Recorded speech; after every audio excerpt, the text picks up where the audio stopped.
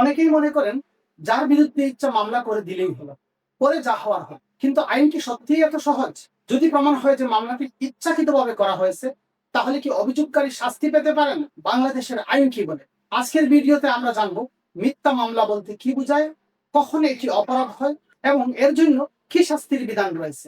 সঙ্গেই থাকুন। Practice and প্রসিডিউরে আপনাদের সবাইকে স্বাগতম।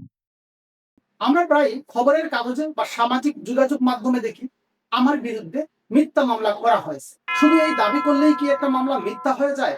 উত্তর হলো না।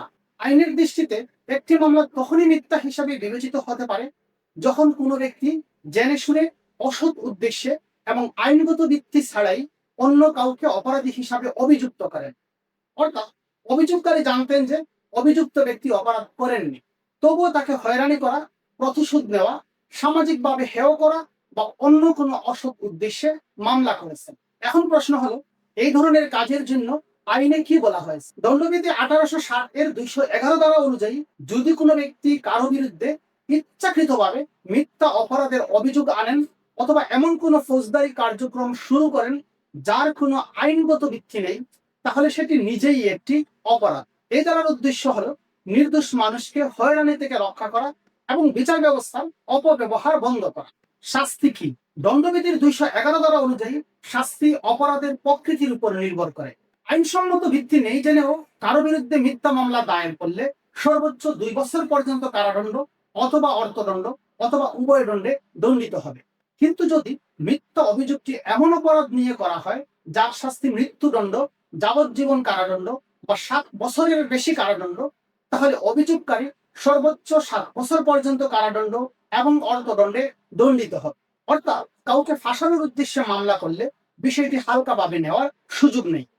আপনার একটি লাইক আমাদেরকে আরো গুরুত্বপূর্ণ আইনি ভিডিও তৈরি করতে অনুপ্রাণিত করবে। আর বাংলাদেশের আইন সম্পর্কে সঠিক তথ্য জানলে অনেক আইনি ঝামেলা এড়ানো সম্ভব।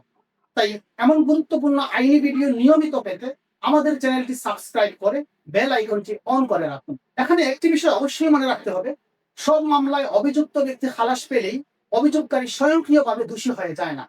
কারণ আদালতে অপরাধ প্রমাণ করতে না পারা আর ইচ্ছাকৃতভাবে মিথ্যা মামলা করা এই দুটি এক জিনিস নয়। অনেক সময় পর্যাপ্ত সাক্ষ্য প্রমাণের অভাবে মামলা প্রমাণিত হয় না। আবার অনেক সময় সাক্ষী পাওয়া যায় না, তদন্তে দুর্বলতা থাকে বা যুক্তিসঙ্গত সন্দেহের কারণে অভিযুক্ত খালাস পান। এইসব ক্ষেত্রে শুধু খালাস পাওয়ার কারণে অভিযোগকারীকে মিথ্যা মামলার অপরাধে দোষী বলা যায় না। অন্যদিকে যদি প্রমাণিত হয় যে অভিযোগকারী শুরু থেকেই জানতেন অভিযোগটি সম্পূর্ণ মিথ্যা, তবুও অসৎ উদ্দেশ্যে মামলা করেছেন, তখন দণ্ডবিধির 211 দ্বারা প্রযোজ্য হতে পারে। কেন এই আইন গুরুত্বপূর্ণ? এই বিধান দুটি গুরুত্বপূর্ণ বিষয় নিশ্চিত করে। একদিকে এটি নির্দোষ ব্যক্তিকে হয়রানি থেকে রক্ষা করে, অন্যদিকে প্রকৃত ভুক্তভোগীদের ন্যায় বিচার পাওয়ার পথও সুরক্ষিত রাখে। কারণ যদি মানুষ ইচ্ছামতো মিথ্যা মামলা করতে পারে, তাহলে বিচার ব্যবস্থার প্রতি মানুষের আস্থা নষ্ট হয়ে যাবে। যদি আপনার সঙ্গে সত্যিই কোনো অপরাধ ঘটে থাকে, তাহলে অবশ্যই আইনের আশ্রয় নিন। কিন্তু কখনোই কাউকে শিক্ষা দেওয়ার জন্য, ব্যক্তিগত শত্রুতা মেটানোর জন্য বা চাপ সৃষ্টি করার উদ্দেশ্যে মিথ্যা মামলা করবেন না। কারণ এতে শুধু নির্দোষ মানুষ ক্ষতিগ্রস্ত হন না, অভিযোগকারী নিজেও ফৌজদারি অপরাধে অভিযুক্ত হতে পারেন।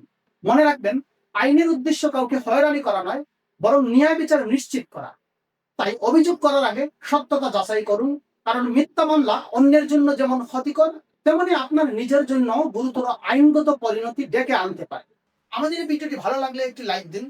আপনি যদি মনে করেন এই তথ্যটি অন্যদেরও জানা উচিত, তাহলে ভিডিওটি শেয়ার করুন। সহজ ভাষায় আইন বিষয়ক ভিডিও নিয়মিত পেতে আমাদের প্র্যাকটিস এন্ড প্রসিডিউর চ্যানেলটি সাবস্ক্রাইব করুন এবং পাশে থাকা বেল আইকনটি অন করে রাখুন।